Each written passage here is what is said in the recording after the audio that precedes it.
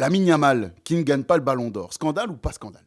C'est plus fort ce qu'il fait que ce que faisait Messi au même âge ou pas?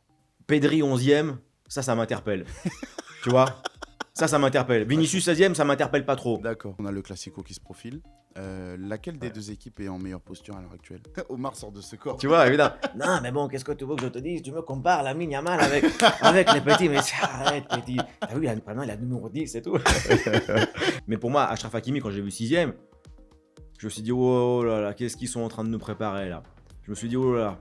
T'as vu la folie quand je me suis dit, attention, Dembélé, c'est chaud là. Ça peut être chaud pour lui. Salut à tous, c'est Colin pour un nouvel épisode de Call Interview. Et aujourd'hui, j'ai le plaisir de recevoir Benjamin Da Silva, commentateur vedette de beIN Sport depuis 2012, si je dis pas de bêtises. Ouais, depuis 2012. Ouais.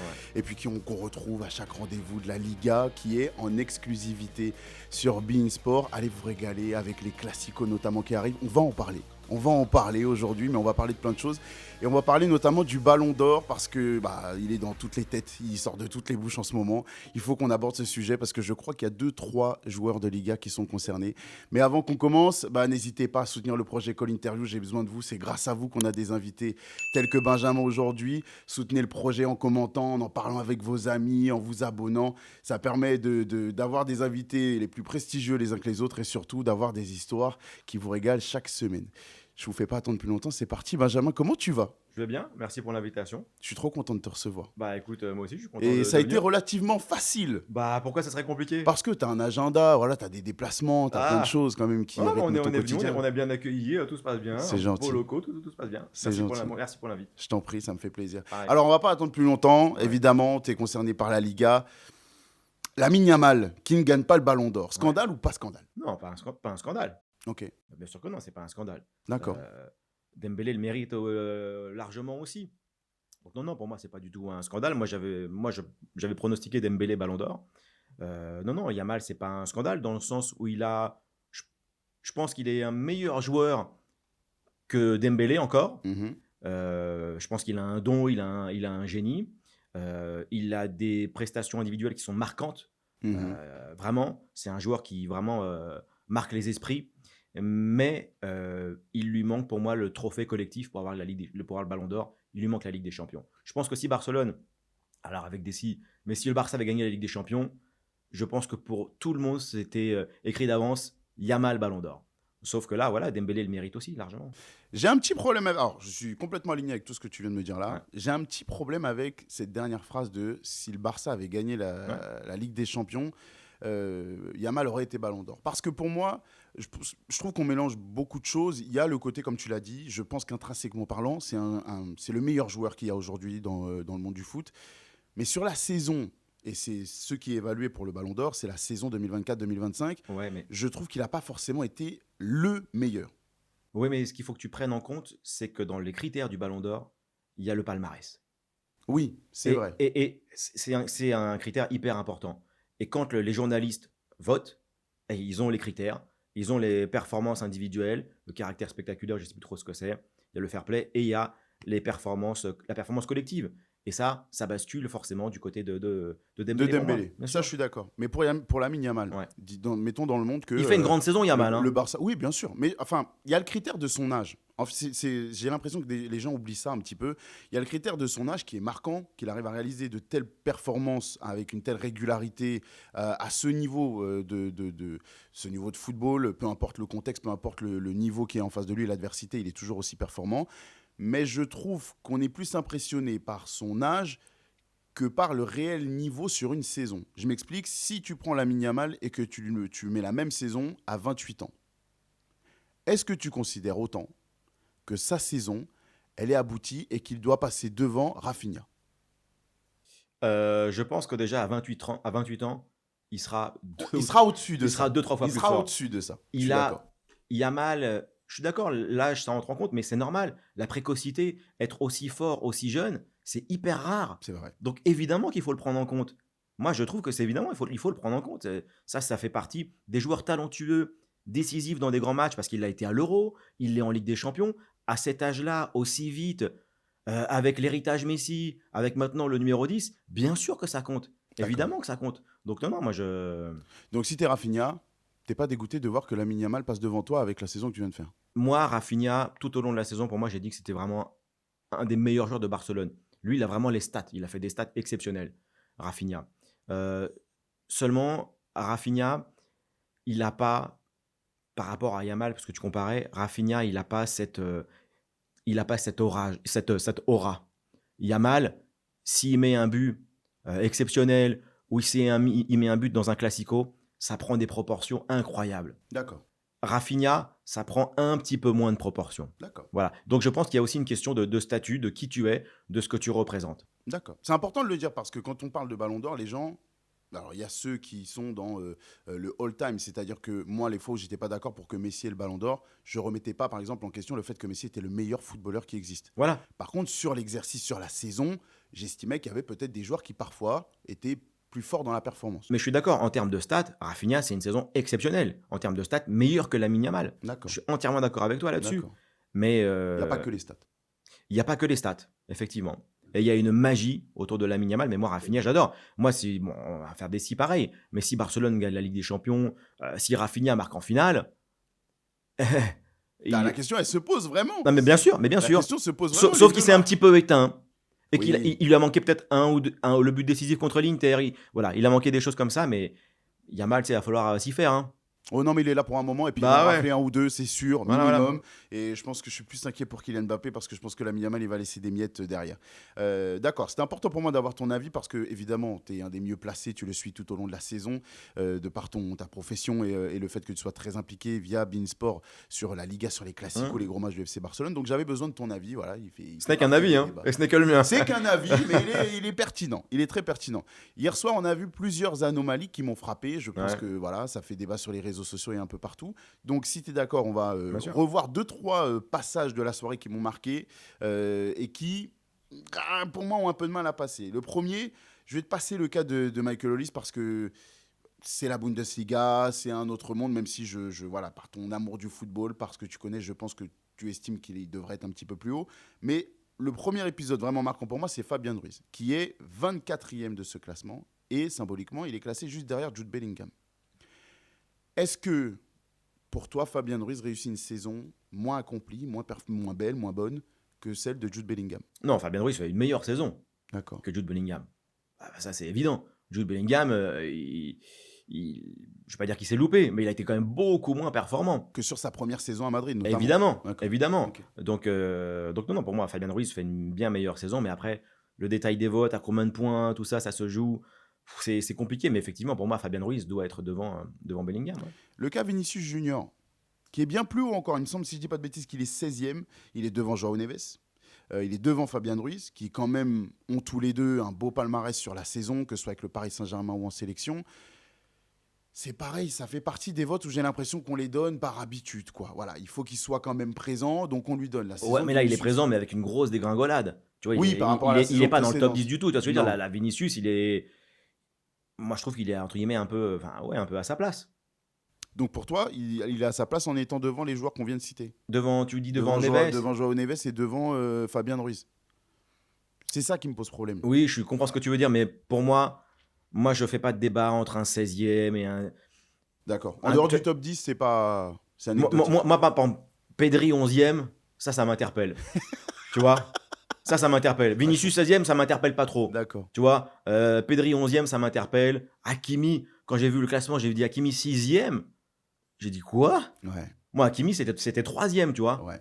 Donc, pour moi, pareil, s'il va chercher le Ballon d'Or, il n'y a pas de scandale. Ouais, mais c'était compliqué pour aller chercher le Ballon d'Or. Voilà, il y a c'est un défenseur. L'aspect offensif, etc. Je suis d'accord avec toi. Mais en tout cas, j'aurais été moins scandalisé de voir Hakimi Ballon d'Or que de voir Lamine Yamal Ballon d'Or. C'est ma vision à moi. Mais voilà, on va parler de Pedri parce qu'effectivement, il te touche forcément.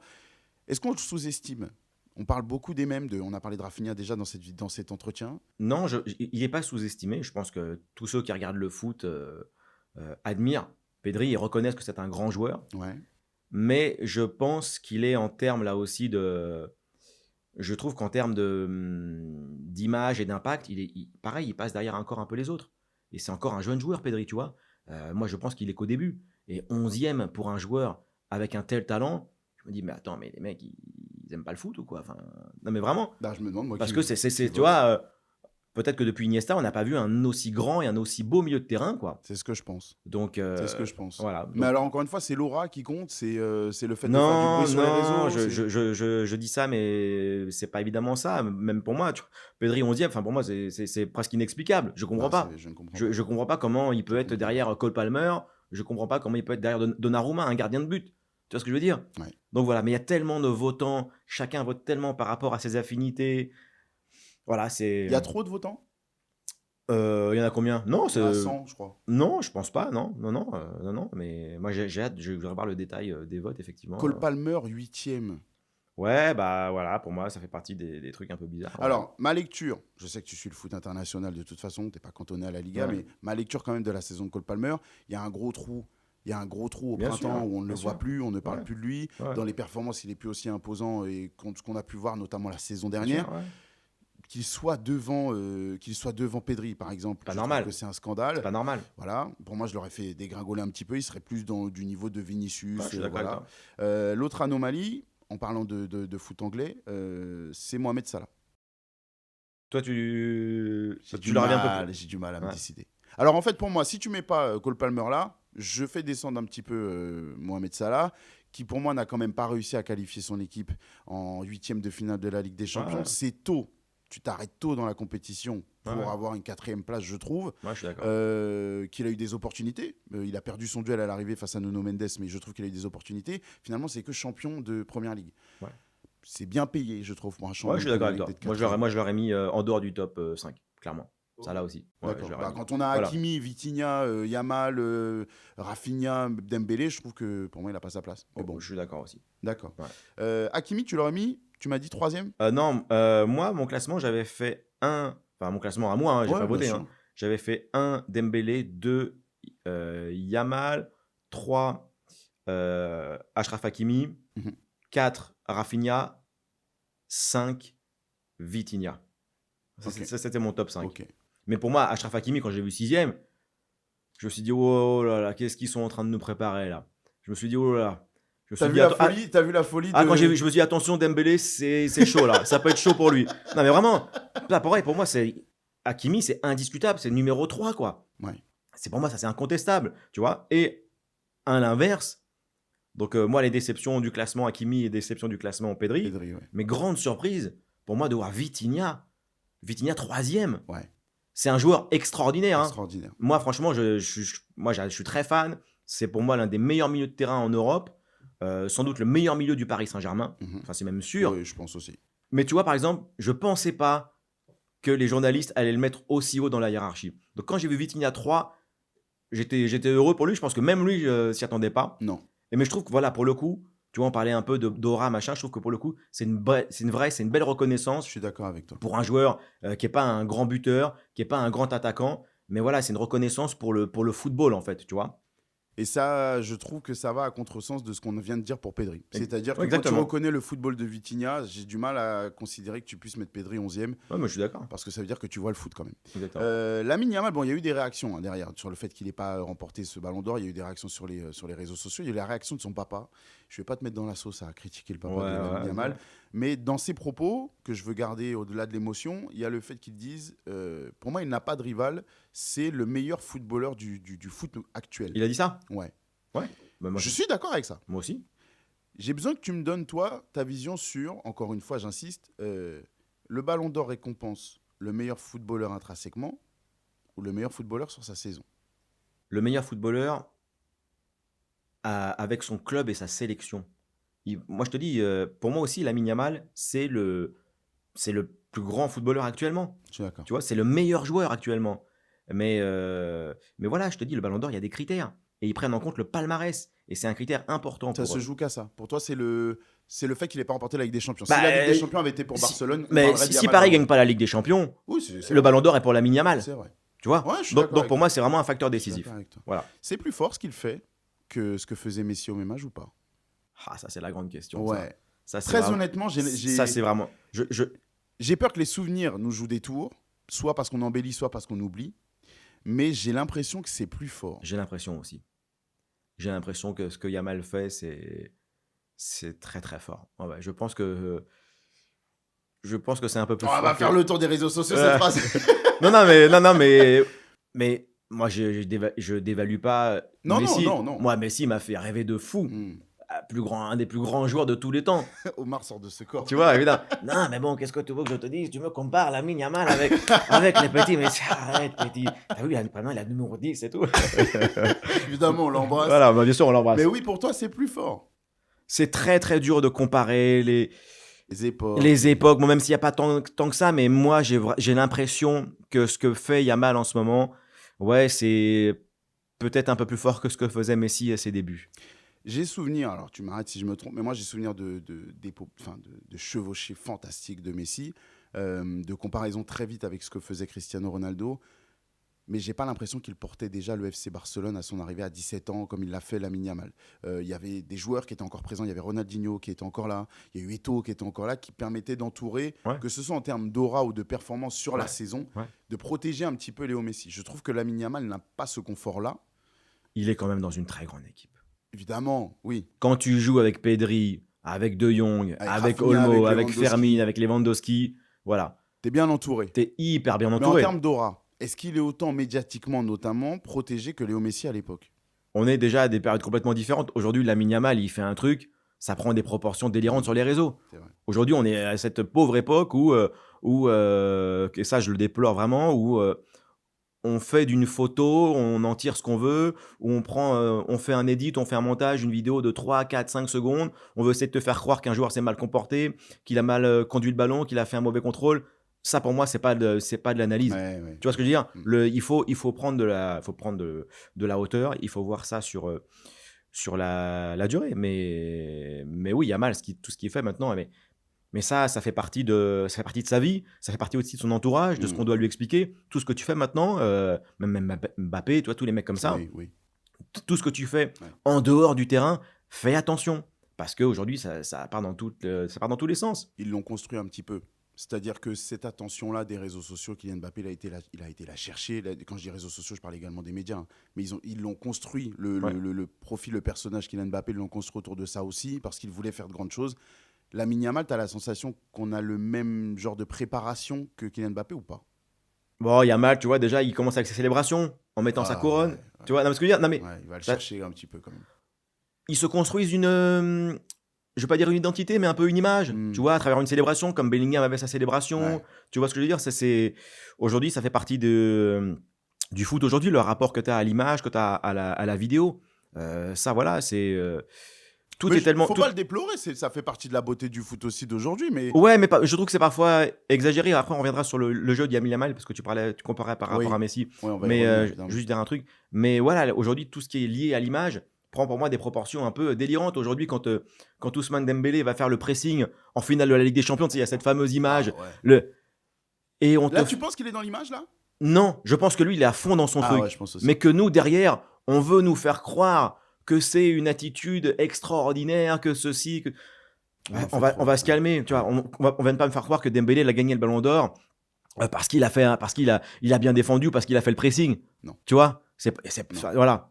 Mais tu parlais de Yamal par rapport à Messi. Oui, vas-y, dis-moi, je t'écoute. Le jeu de Yamal va encore beaucoup évoluer parce qu'aujourd'hui, c'est un joueur qui est beaucoup couloir droit et qui revient au centre. C'est un peu ça son jeu aujourd'hui. Tu vois, je pense que Flick va le faire évoluer. Je pense que la sélection aussi va le faire évoluer.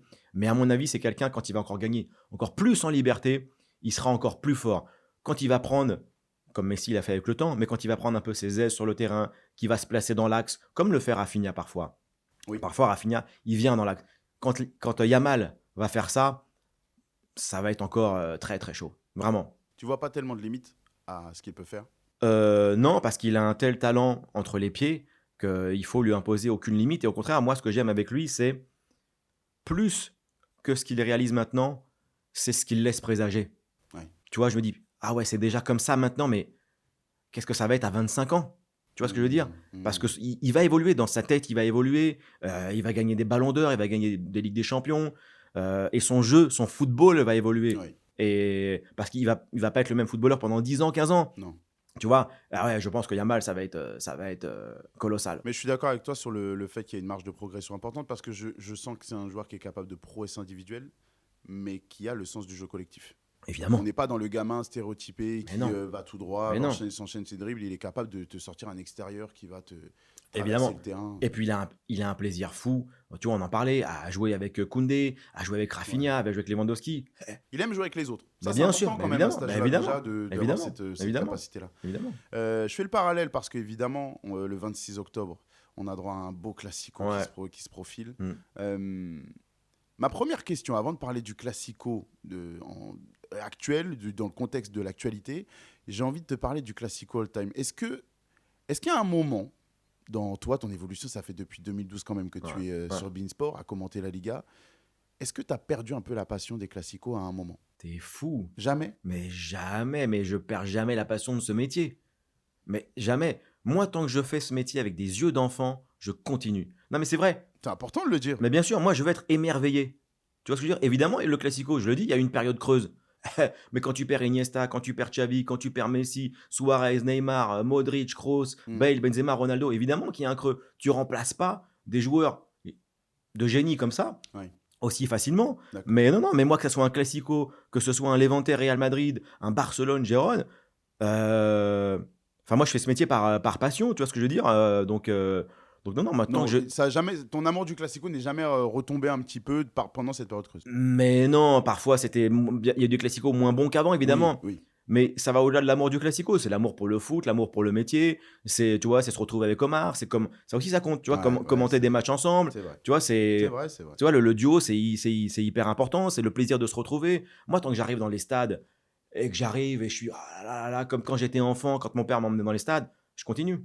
Ouais, c'est vrai que c'est beau. Je t'avoue que j'ai la chance, je touche du bois pour l'instant, j'ai la chance de découvrir ça, c'est incroyable. Mais bien sûr, c'est là que tu concrétises tes rêves d'enfant, tu vois. Ouais. Et je vous encourage tous à aller au stade. Franchement, je sais, ça peut coûter cher, ça peut être un vrai déplacement, faut s'organiser. Mais l'expérience d'un stade, ça n'a rien à voir avec la télé. Et nous, dans notre cadre, c'est un luxe. Tu vois, parce que, toi, je sais pas, mais moi, le stade, j'y vais dans des conditions... Je suis royal. Oh oui. Tu vois, on paye tout. L'hôtel, l'avion. Bien sûr. On paye pour aller commenter des trucs. Enfin, voilà, c'est un privilège. C'est un privilège. Il faut toujours penser qu'on est des chanceux de faire ce métier, de le faire dans ces conditions. C'est vrai, je suis d'accord avec toi. Je t'amène au Classico qui nous attend très prochainement, dans un petit mois maintenant. J'ai vu ton tweet passer pendant le match entre le Real Madrid et l'Olympique de Marseille, où tu as glissé... Il a du travail, Xabi Alonso. Je suis plutôt d'accord avec toi. Il a beaucoup Alors, de taf. sur ce match, en particulier entre le Real Madrid et Marseille, qu'est-ce qui t'a fait dire ça? C'est que le Real avait un adversaire largement à sa portée. Un adversaire moyen. Oui. Voilà. À l'heure où on parle, oui. Moyen. Mais l'OM a fait son match avec ses qualités. Mais quand tu t'appelles le Real Madrid, que tu joues la Ligue des Champions, un match comme ça à domicile... Il y a 3 à 4 ans, un match comme ça, c'était vite plié. Dans les 30 premières minutes qu'on a vues, c'était réglé. Voilà. Et ce qui est très inquiétant, moi je trouve, pour le Real Madrid, c'est de voir à quel point le jeu ne se construit toujours pas, quoi. Et ça fait des mois. Tu vois, déjà l'année dernière, c'était vraiment poussif, c'était lent. Et donc là, je trouve que ça se reproduit. Et pour moi, le Real s'est trompé cet été. Il fallait recruter 1 ou 2 cracks au milieu de terrain, quoi, au cœur du jeu, pour faire vivre le jeu du Real Madrid. C'est ça qui est important. Ça fait 2 saisons que le Real Madrid se trompe un peu. Alors, il y avait l'opportunité, Kylian Mbappé. Elle est difficile à ne pas saisir, cette opportunité-là. Surtout quand tu vois ce qu'il fait. Voilà. Donc, on ne peut pas tellement blâmer le Real de se pencher sur lui. Par contre, c'est plus par rapport au casting qui est déjà présent. Est-ce qu'on n'a pas détruit d'autres joueurs potentiellement avec cette arrivée-là de Mbappé? Il y a le débat qui tourne encore. Pour moi, ce n'est pas un débat, ça. Ah ouais, vas-y, c'est quoi le débat? Genre Mbappé, il empêche les autres de jouer? Est-ce qu'on a la même liberté accordée à Vinicius, par exemple? Est-ce que ça marche avec Bellingham? Alors, Bellingham, je mets dans un cran à part parce que pour moi, il y a ses blessures, il y a plein de choses qui ont fait qu'il était moins bien ces derniers temps, mais qui a moins rayonné alors que la première saison, il avait cette tendance à se projeter beaucoup plus, cette liberté-là. Est-ce que le fait de faire venir Kylian Mbappé dans ce circuit qui fonctionnait bien, ça a un petit peu bloqué les choses?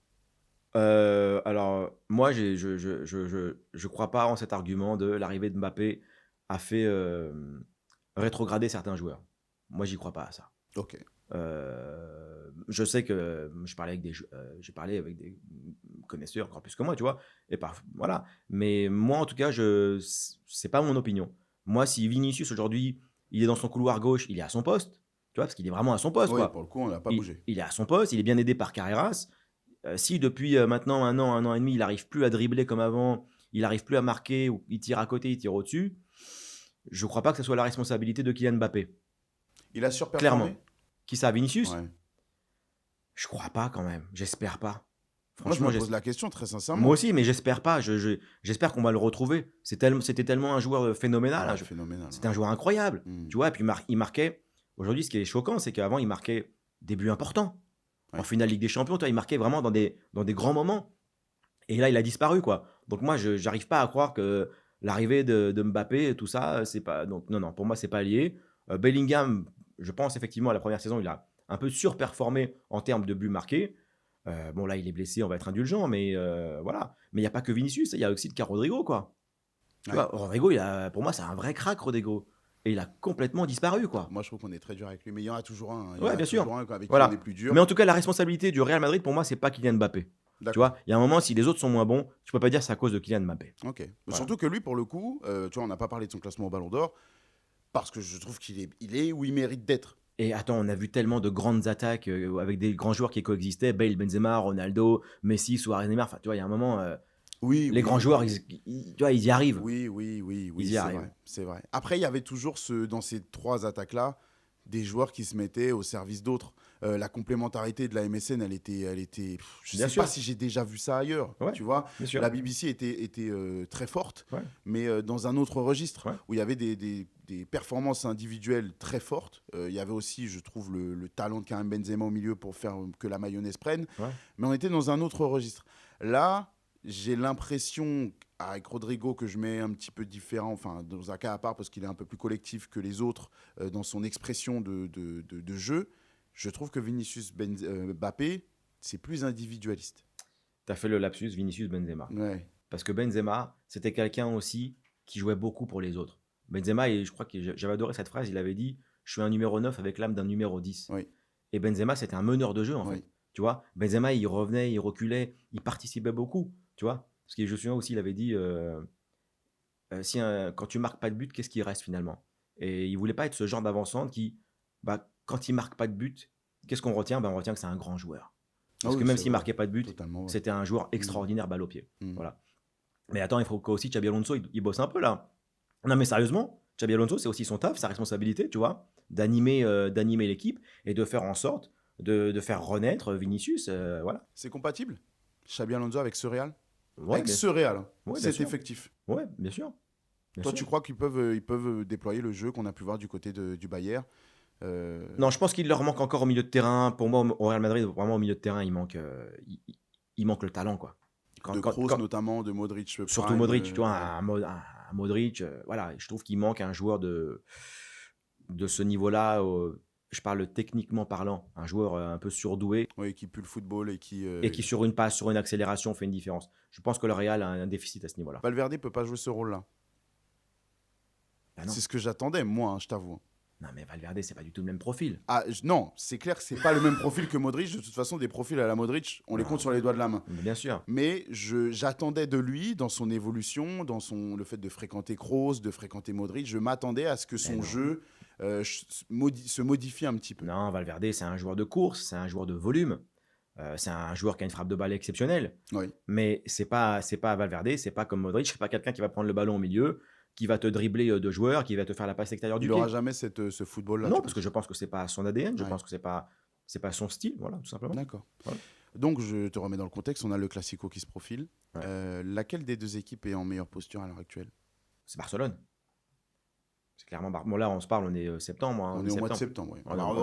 Attention, on est au mois de septembre. On est dans un mois avant le Classico, évidemment. Mais même si le Real est devant au classement, moi, je trouve qu'en termes de football et de jeu, Barcelone, c'est encore au-dessus cette saison. Parce qu'il y a eu des gifles la saison passée du Barça infligées au Real Madrid.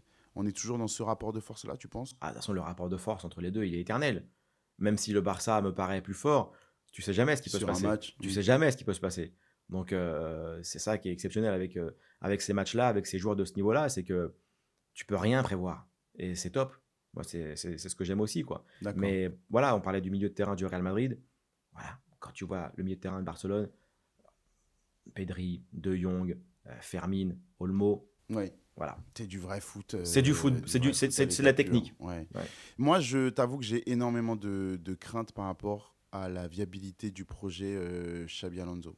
C'est-à-dire que autant Carlo Ancelotti, j'étais convaincu qu'il était à sa place. Il savait gérer ses égos. Dans la tactique, je trouve qu'il avait une faculté à s'adapter à l'effectif qu'il avait. Je le sens moins de la part de Xabi Alonso, qui est un entraîneur, selon moi, il est jeune encore, hein, mais très identifié en termes de style de jeu, de philosophie. Il va attendre des dépassements de fonction, il va attendre des dédoublements, des compensations. Par les joueurs dont on parle là, je ne les vois pas capables de faire ça. Je vois la réaction de Luis Enrique avec Kylian Mbappé. Il a lâché l'affaire.